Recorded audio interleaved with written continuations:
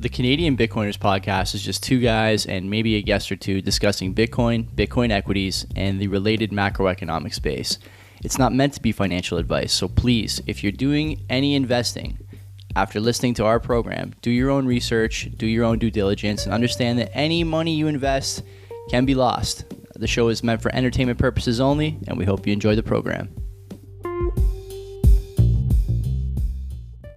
Great stuff. 1 hour, 4 minutes, 18 seconds. Okay, notables. There's a lot of stuff here. I saw the rate cut in the minutes here. Do you want to start there? Or you want to start somewhere else? Okay, yeah. Notable north later. It's up to you. Let's start with the rate You're cuts. at the wheel. You're at the wheel. You decide. Let's do that first because that's pretty big news. So we have three Western banks, Western in air quotes.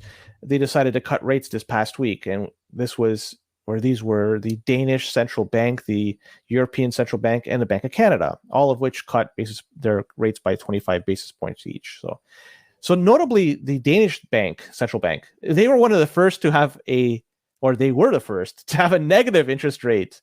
And they did that as a way to peg their currency to the euro. So they're all over the place. But either way, the European Central Bank did a 25 basis point cut. That was the first cut since 2019. And something to digest is that inflation numbers in Europe overall, they're trending in the wrong direction month over month. Because as of May, the cost of living went up to 2.6% rather than 2.4% in the month of April. So at least in that very small snippet of time, the inflation rate is going higher to change the prices. So this cut is at a time when prices are going up. Seems rather odd, but whatever. They have their own agenda to do. And finally, we have the Bank of Canada doing a 25 basis point cut. And this is going to be welcome news to homeowners who have variable mortgages or people looking to renew in the next few months. I'm one of those people. Also, it's going to be welcome news to people carrying debt because, people carrying credit cards, line of credit, really any debt that is tied or adjusted month to month based on the overnight lending rate, they're going to be happy with this move. So something interesting is with all these three banks making this move, and it was in a very short period of time, markets didn't move at all. So it goes to show you that these banks, in the grand scheme of things, are small potatoes. It's the Federal Reserve that drives it all. These guys, they just help their citizens or harm their citizens. That's really the way it looks. Yeah, Federal Reserve is the big one. That's Wednesday this week. I want to talk about a couple of things. I hate that the Loonie Hour releases on Friday because the guys said something that I wanted to say today, but I'm going to say it anyway, assuming that a lot of you guys don't listen to the Loonie Hour because it's a sort of fiat podcast, but I still like that show. Tiff Macklem taking questions from reporters on whether or not the next move is going to be a cut in July and saying, well, just enjoy the moment, take it easy there, boys. Everything's good for now. Enjoy this. Like, buddy, you're not supposed to have that kind of demeanor, number one. Okay. Stupid. I thought that was dumb, but not as dumb as his European counterpart, Lagarde, who had the nerve, the gall, the irrational confidence, because she shouldn't have any confidence at all, right? The euro is going to be sort of gone, a failed experiment by 2030, I would say the latest. We can get into that in a bit, but admitting in her remarks and in their report that they don't think they're going to quote unquote tame inflation until 2026. That's the goal now. Did you see the chain she had on at the press conference? No. In charge, right? I'm in charge. It said. I'm in charge. How you are a fucking idiot. She is it's unbelievable. She's a convicted criminal. That was what I was going to say. She was convicted of something. Convicted criminal. In charge. She is overseeing the greatest, fastest, most public, and most sort of embarrassing decline of a currency and a currency region we have ever seen. Ever. There's no reason for the euro to fail except that these people are completely incompetent. They committed sort of political, economic, and commodity energy suicide over the last 5 years, and they're paying for it now. And she's up there in a fucking chain that says, I'm in charge. She is. Did you see the election results over the weekend over there? Which country? Germany? All of them. No, there's no elections because Germany had an elect, or France had a parliamentary vote. It was an EU, it was a European Union vote. And it was all quote unquote far right, candidates. You're not in charge, Christine. In fact, none of you guys seem to be in charge over there anymore. The idea that Europe is this unified area is completely insane at this point. Only morons and architects of the disinformation believe this to be the case or want you to believe this to be the case. That whole area is coming apart at the seams faster and faster every day. I'm going to pivot a bit here just because I do want to talk about the elections over there and the polling over there. Le Pen in France, Germany in all their wisdom, big brain move. We're going to lower the voting age to 16, hoping that the 16-year-olds voted for liberal policies. They didn't. They voted for right-wing policies, including the limiting of immigration. Nobody wants what the Eurozone is selling anymore, politically, economically, or otherwise, and they're in a big boatload of trouble. In Canada, as far as our cut, we are the state's little brother. What we do, I've said this many times, is like playing 2-player video games. Your big brother's playing, and you have an unplugged controller, thinking that you're moving the character. That's where we are, as far as our role in the global order. A quarter point saves you, I think, about $15 on every $100,000 you have. Do I have that right in terms of mortgages? I'm pretty sure that's about what it is. So that quarter point, if you have 400, 500K, might save you $70. That's enough for, I don't know, 2, 3, 4 people to eat a Big Mac meal at McDonald's.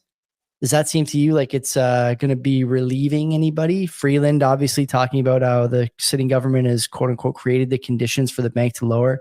You can agree with that or disagree with that. It's not just the mortgages. Remember, it's also like credit cards. It's also line of credit. So a lot of this adds up. They care about mortgages. That's what they care about. Right, but I'm just saying renewals are coming, helping people out. Yeah, whatever. Rates helps out, not just simple mortgages. You know what? They don't give a shit about that. They care about mortgages. It's not something I'm trying to argue. That's I know. Not my point. There's some other like tertiary relief, peripheral relief. Fine. When I look at all the stuff that went on over the weekend and last week, the trend I see is that politicians and banks no longer have an arm's length relationship. They're operating together. We've talked about that many times. We have gotten in arguments with guests about whether the bank is arm's length away. I got in this argument with Jeff Booth 2 summers ago during a power out here where I had to go record at my wife's office. And Jeff said that he thought the banks were independent. They are not. They are clearly not. And if you continue to think that they're independent and that they're going to do the thing that's in the best interest of the economy long term and protecting the sort of standard state of affairs, you're wrong. You're wrong. They're going to protect asset holders. That's what they always do. Canada just put the loonie in the guillotine. Okay.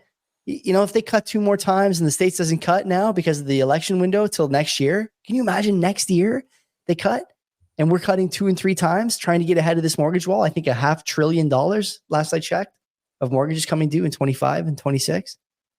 If we do that, I was saying this to my wife. She's asking me what's going to happen now. And I'm saying, the mortgage thing is fine. We have like a split mortgage. It's not really going to affect us either way. But you're going to start to see a break in people in your life, I would guess. And that break is going to look like this. There's going to be people in your life. Let's say all of the people we're talking about own a home. So, you got your friends who own homes. And half of them have assets outside of the home, Bitcoin, gold, equities, whatever. Half of them don't. When you see a cut like this, what you're going to start seeing is everything else in Canada get more expensive as the loonie declines in value. Why? We don't produce anything. We have to buy everything. And when we convert the currency, it's weaker now. So stuff that comes into your Fortinos, your Loblaws, whatever, it's going to be more expensive for you to buy. Half of your friend group without assets is going to say, man, I did get the relief on my mortgage, but everything else is way more expensive. My property taxes are up. My car payments are up. My vehicle is more expensive. My groceries are up. My kid's school is up, because all those things are derivative of the loonie. People don't realize that until it's too late, but they are. They're derivative of the loonie. So you have that problem. And they're going to be asking themselves, why did I get this relief and now everything is more expensive? I can't make ends meet. It's even harder now, actually, after the 75 basis points that they cut in 2024. Let's say this happens in a few months. then the other half of your friends, you guys in the chat and other people who have hard assets, are going to be looking around at a world where the global easing cycle has started. And everyone is saying, oh, the US hasn't cut yet. The easing cycle hasn't started. Okay, well, I don't know. To me, it looks like they're going to cut pretty soon. And it also looks to me like they were weighted out basically by all asset holders. People who say this, and this friends of mine who say this, and they're like, oh, higher for longer, higher for longer. You're stupid. Bitcoin is at an all-time high. Equities are at an all-time high. Gold is at an all-time high. Real estate is at an all-time high. All the equity holders waited out the rate cut.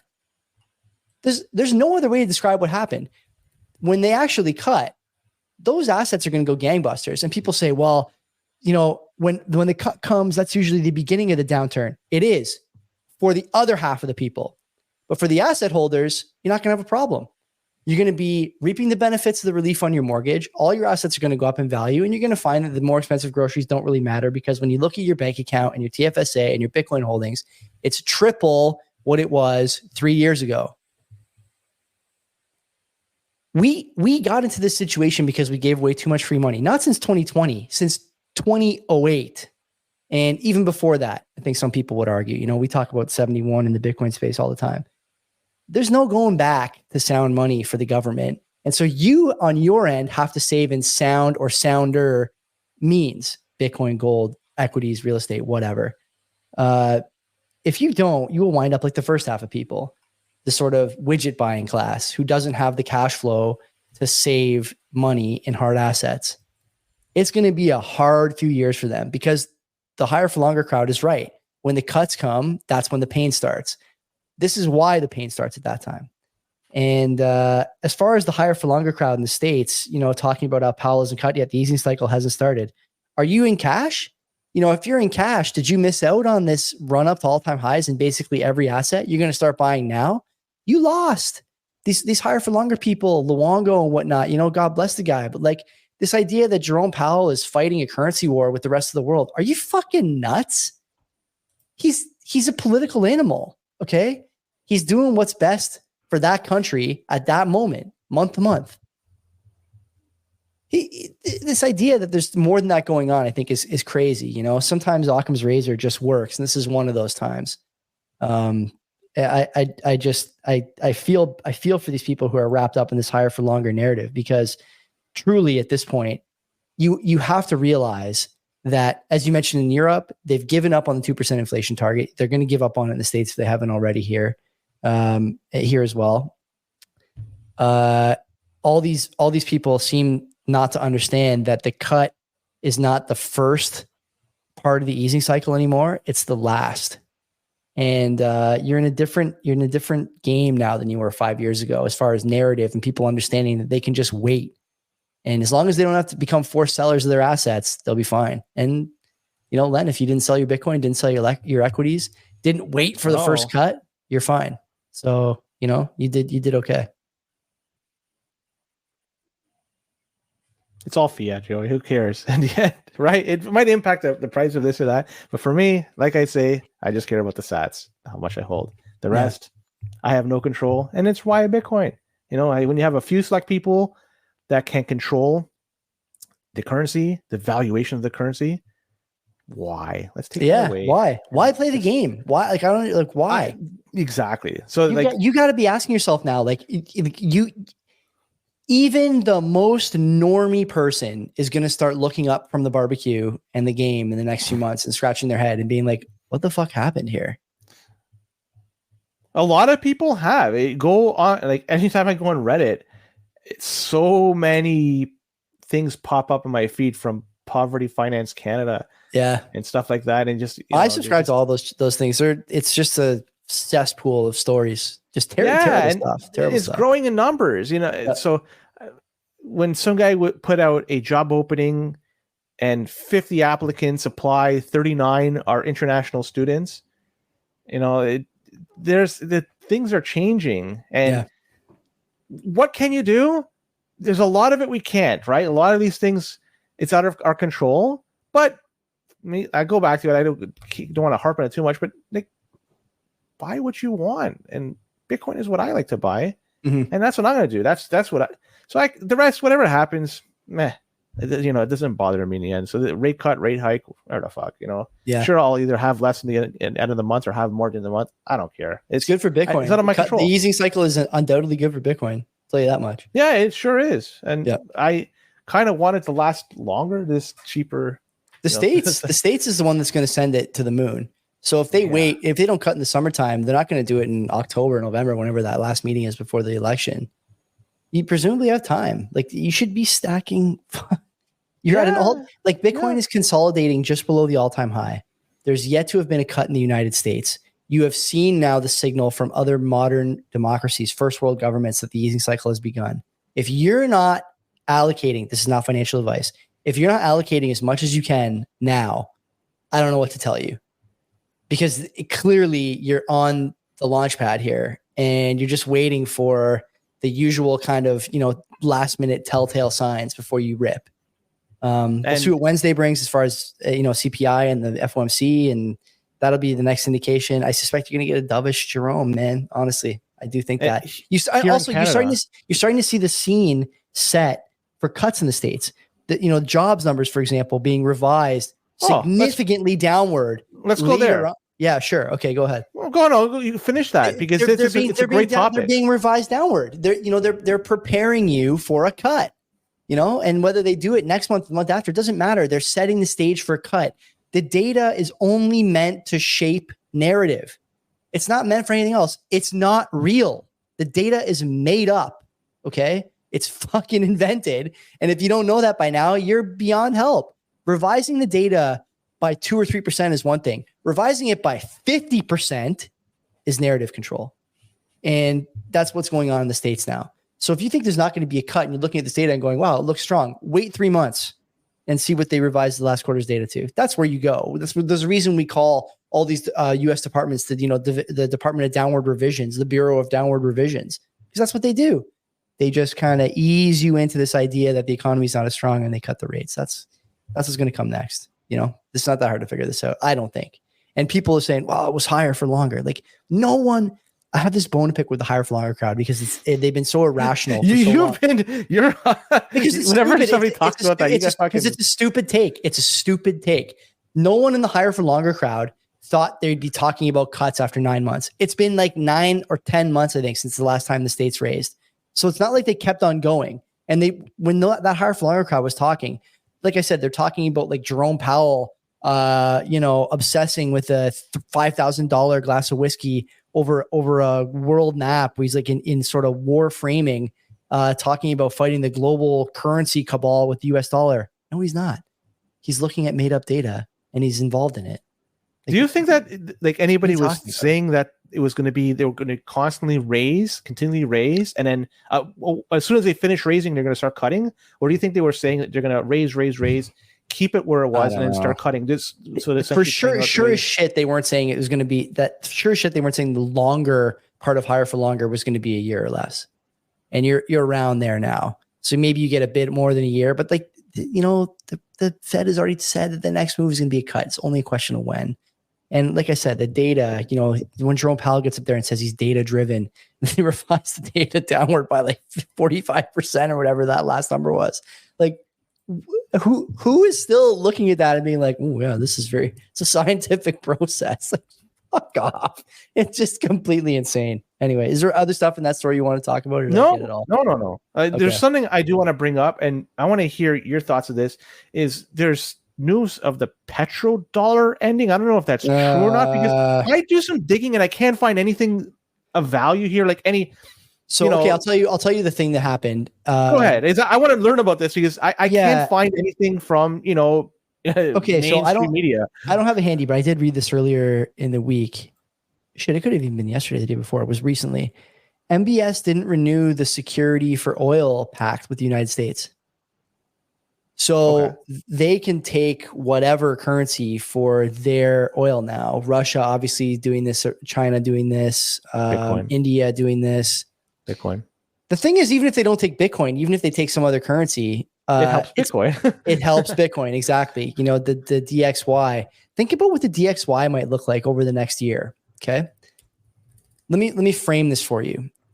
You have MBS saying that he's not going to take only dollars for his oil anymore. That's pretty significant. That would be significant on its own. But then you also have this China, India stuff, Russia stuff, where they're also paying for oil in other currencies. Cool. That would be doubly good, doubly fine on its own. And then you add in that it looks like the Eurozone is going to shift politically, not just a little to the right, but like tectonically to the right over the next election cycle. France, the UK, Germany, others all seeing significant shifts. And in France and the UK's case, I realize UK is not in the Eurozone, but still a significant part of that region. They're going to have elections this month. So, the idea that the Eurozone is not going to look significantly different is significant to me. And when you look at the DXY, what happens if the American dollar, which the DXY is American dollar versus a basket of currencies, including the euro? What happens if the euro flops?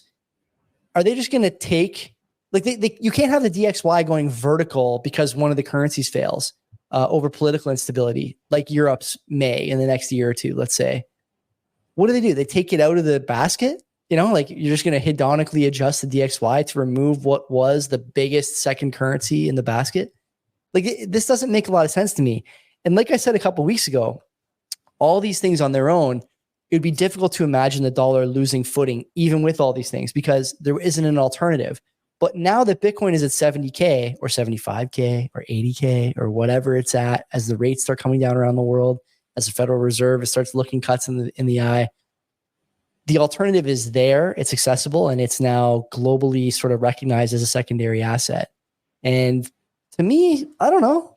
All that stuff, there's no precedent for this. What's the playbook? There's no playbook for this, for defending the dollar in that kind of environment.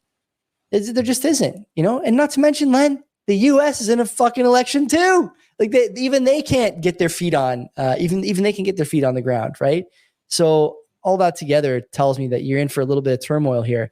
I would expect that, honestly, I think gold is going to perform incredibly well over the next year.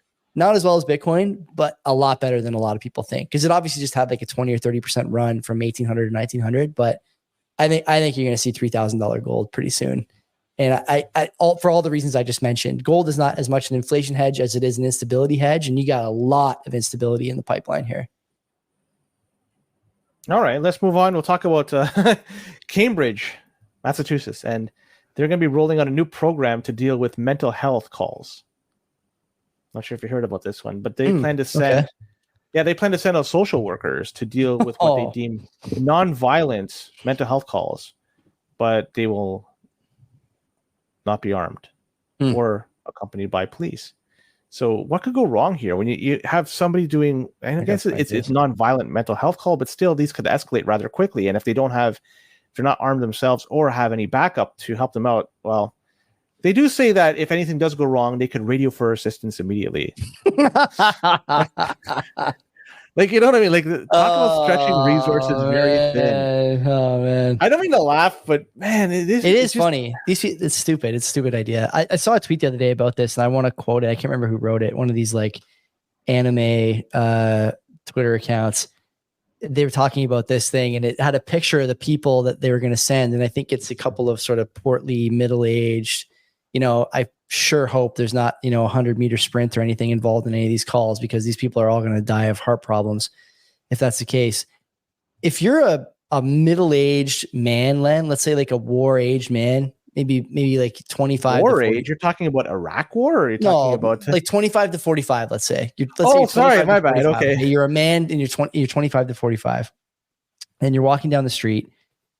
And it would take a lot for me to have to call the police on somebody, most situations I can handle on my own, short of a guy who's armed or a guy who's rabid or something. Almost anything else I can handle on my own.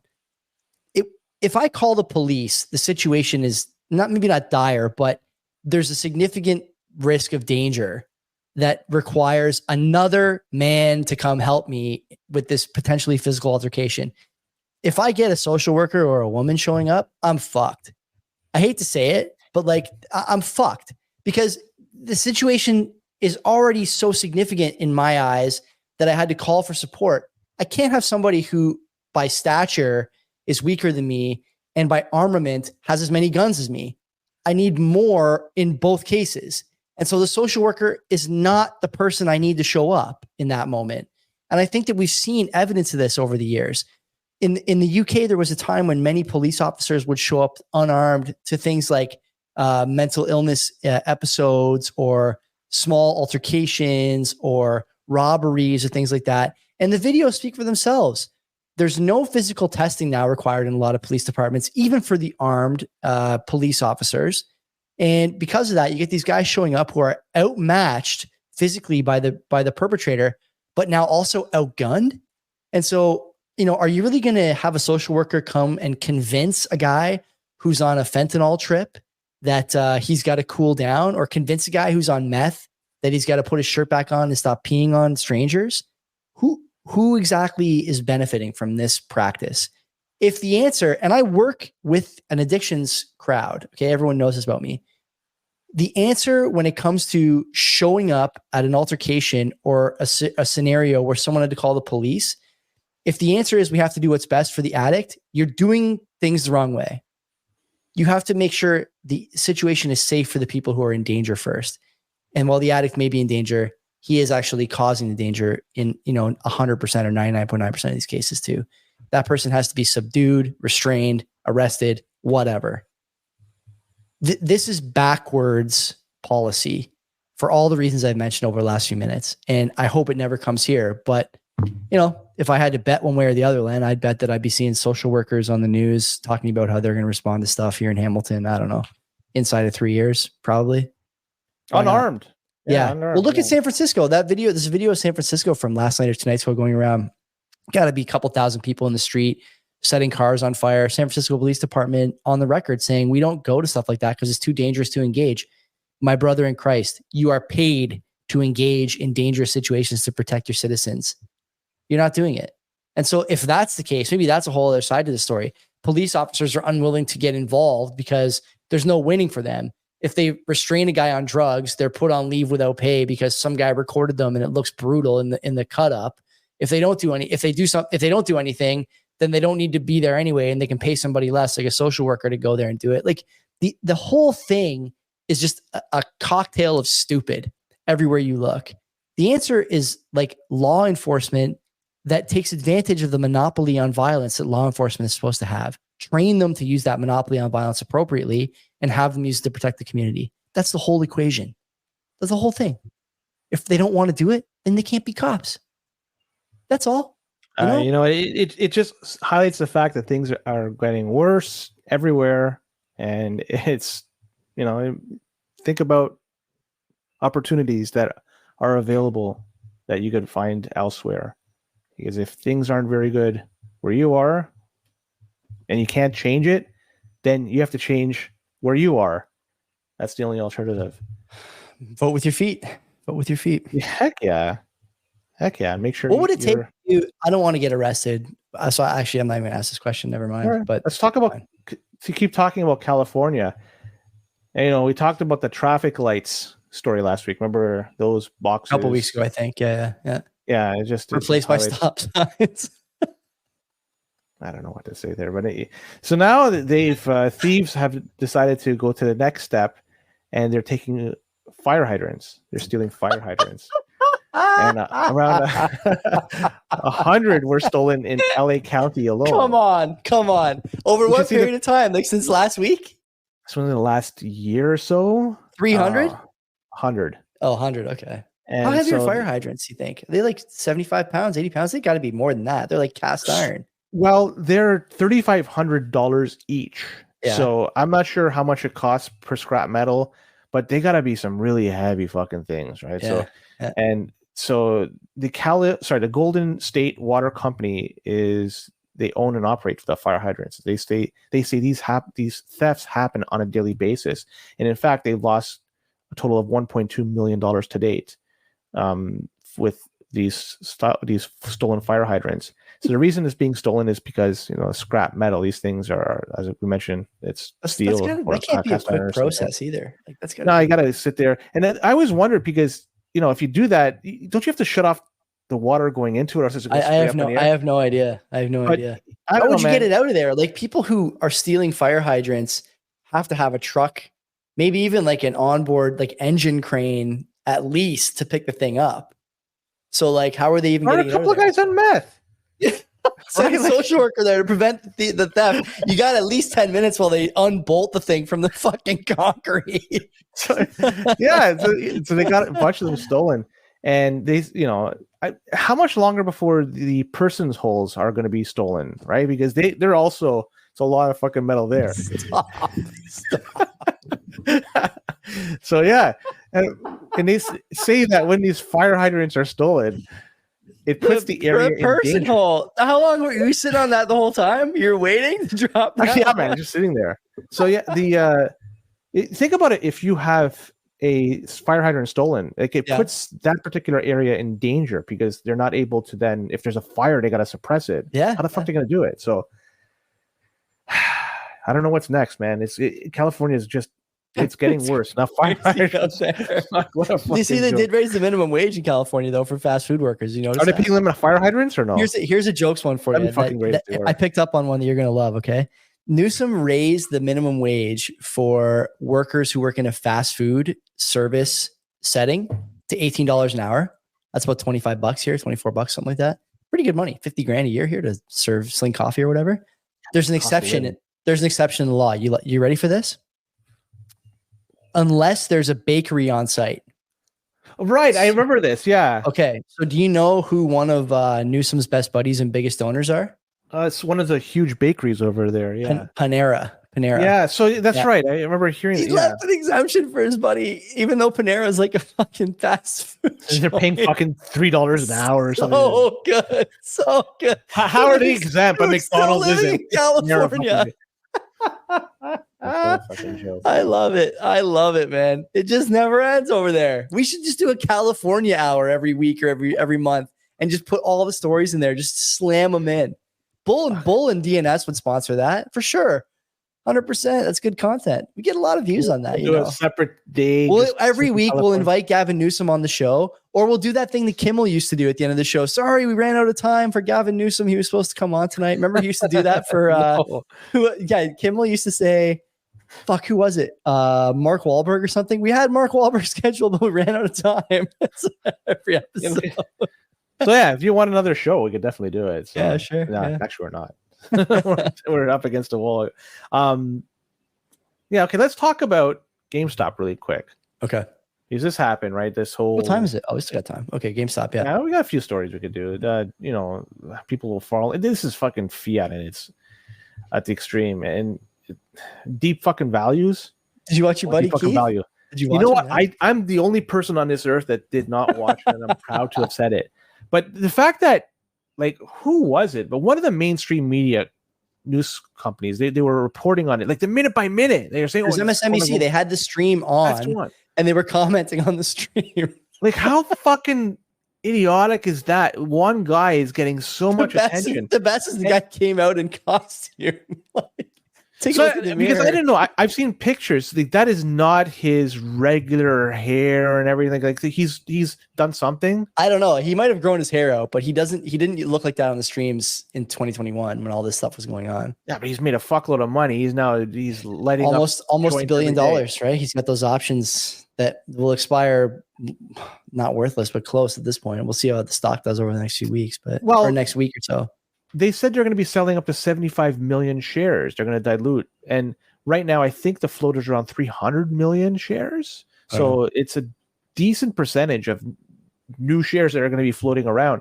And what are they going to do with that money? I mean, I'm wondering, after seeing...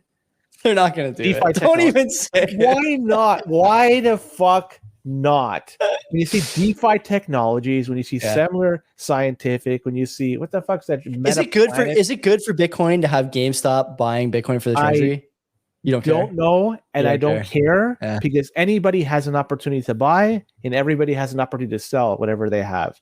You're just moving it from one address to another. This is Bitcoin, and I have, it's not good, it's not bad, it's just what it is. So if they want to buy, great. If they don't want to buy, great. But there's an opportunity, right? Like, let's be honest, they'll be flush with cash, right? They're not going to just spend it on fucking GameStop stores. They're going to do something else with it, right? They're not going to buy the next Street Fighter that's coming out and try selling that. They're going to do something else. Well, what's the big game coming up? I don't even fucking know. Anyways, Elden Ring expansion comes out next weekend or 2 weekends from now. Really? Yeah. Wait. So it's not. Is it part 6? It's just an expansion for Elden Ring. I don't know. Elden Ring was an amazing game. I just picked it up over the weekend because you need a high level save for the expansion. Okay, got it. Yeah. No, I'm mistaken it for a different game. But okay. Whatever. Fuck GameStop. GameStop will not buy Bitcoin, but I agree with you that they should. Yeah. They just don't care. They're not a well-run company. That's all. I don't care if they do or not, to be honest. Yeah. It's just, I'm just throwing it out there as an idea. But one thing, let's go to some notable North stories because we're getting close to the end.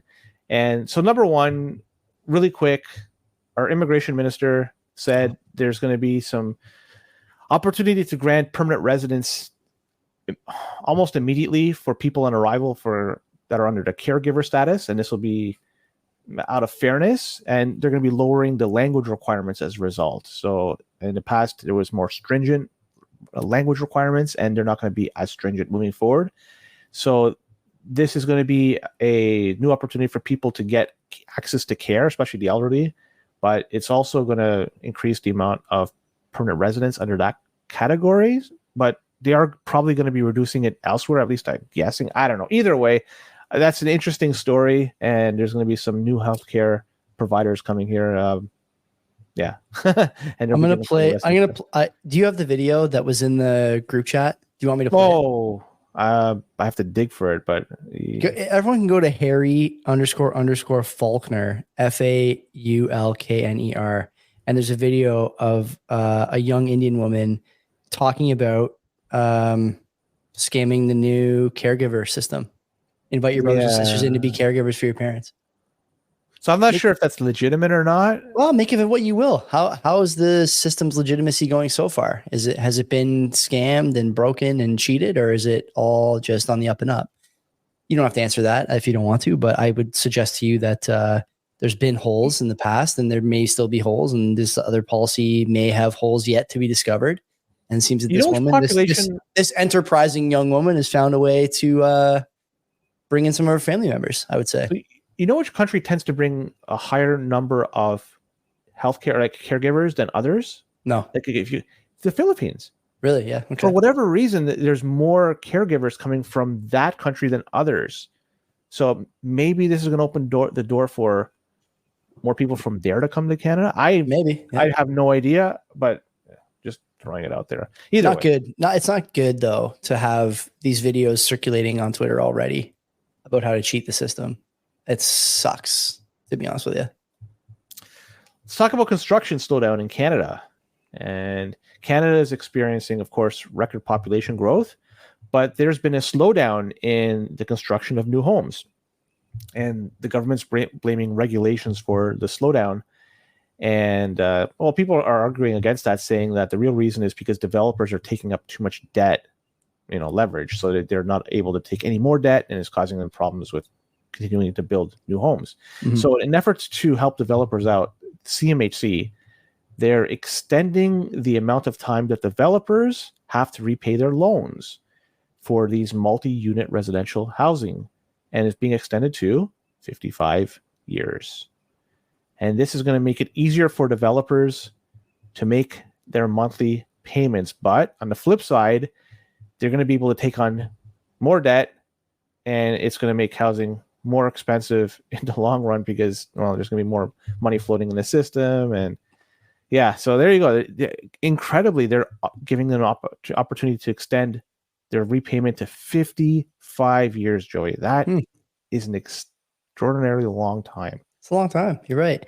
Good post here from a guy named Matt Young, who is the CEO of Republic Development or Republic Developers. On May 1st, development charges increased another 20% in Ontario, adding millions in cost to projects, which all get passed on to home buyers. What does it mean? New projects going through applications today are going to cost more to build and prices are going to have to go up. Just when I thought it couldn't get any crazier, our cost consultants just told me on June 6th, they went up again as a result of Bill 185. Here are the changes, goes through a quick table, blah, blah, blah. On top of that, since you pay them in advance of pulling your permit, you must pay interest on that money because you're likely using a bank loan to pay it. That's for the builder or for the homeowners there. The costs all get passed to homeowners or home buyers or whatever. And so when people say that it's speculation that's causing the housing bubble or crisis, I should say, that it's NIMBYism, that it's whatever, I would say look at policy related to the incentives around building. Taxes is a good one. Development fees is a good one. The bureaucracy and red tape is a good one. There's so much regulatory capture here in Ontario, especially in the GTA. There's like a handful of developers. If you're not one of those handful of developers, you don't get the good lots. And so you have this other problem where government and development are kind of one and the same now. And Ford has taken a lot of criticism for that. It's criticism that I broadly agree with, but it doesn't get helped by these tax regimes either. And I would say people should be mad about this kind of stuff because, as we've talked about before, no one on this program wants to stop paying taxes entirely. Taxes are important for a lot of things. I want the tax money to be managed in a way that's helping me live a better life, to help me live a better life, to have things like roads and homes and whatnot. And I'm not getting any of that, which is the problem. I think that's what's rubbing a lot of people the wrong way. And when you see stories like this from guys who are in the development space, it's hard to disagree. Everyone's a sort of couch quarterback, armchair quarterback. You and me do it a couple times a week on CBP, but that's pretty good data. And that bill is, available for everyone to read. And so it's not like you can disagree with it. It's right there for you. And if you think that the developer should eat that cost, well, I would challenge you to find a developer that's willing to and point me in that direction. I'd love to buy a house from that guy. But until then, you will pay for it. And you will pay for it with extended amortization. You will pay for it with more condos and less single family homes. And you will pay for it with homes in worse places of worse quality that take longer to build and are not well maintained. That's just the way this goes, right? Incentives are everything. And the incentives are very clear here. Vote with your feet. Yeah, vote with your feet. All right, Joey, that's it. We're done. All right. Good show today. That was great. You really caught me with the people whole thing. That was outstanding by you. Yeah, in Toronto, I don't want to bring this up. About 15 years ago, they were taking them, and you know where they stole them from a fucking 427. Really? So, number one, I don't know how they were able to do Those it. got to be bigger than the normal ones, right? They got to be like industrial size out there because there's a lot of runoff. What do you call them? Basins, right? I think on the side of the 427. I don't know if they were like on the lanes themselves or the side, but either way, to do that, like you'd have to like put the pylons out, redirect traffic. That was, and they stole them. And if a car, unfortunately ran over that at speed for whatever reason, a fucking hole like that, it would be catastrophic to the car. But then who knows what happens to the occupants of the car, whoever they hit at the same time. So man, oh man, yeah, this is something that was done, I think around 15 years ago, and they were taking it from the highways. Like that is nuts. Maybe those guys, they moved to California and they're doing their expertise over there now with fire hydrants. Just go back to their roots and start doing the people cover. I absolutely love it. Thanks for listening and watching, everyone. I see a bunch of you guys on Twitter, X, whatever. Len, there's almost 300 people here on all the platforms. And I got to say, it's humbling to see that many people taking time out of their busy day to come shoot the shit with us and listen to what we have to say about all the stuff going on. We appreciate that. Come back Wednesday, Len and R Gnome. Mr. R Gnome. Mr. R Gnome will be in the house discussing all things Bitcoin and related topics. Oh, so man, it's going to be a fun one. Yeah, it should be good. Until then, take care of yourselves. And don't be a cock.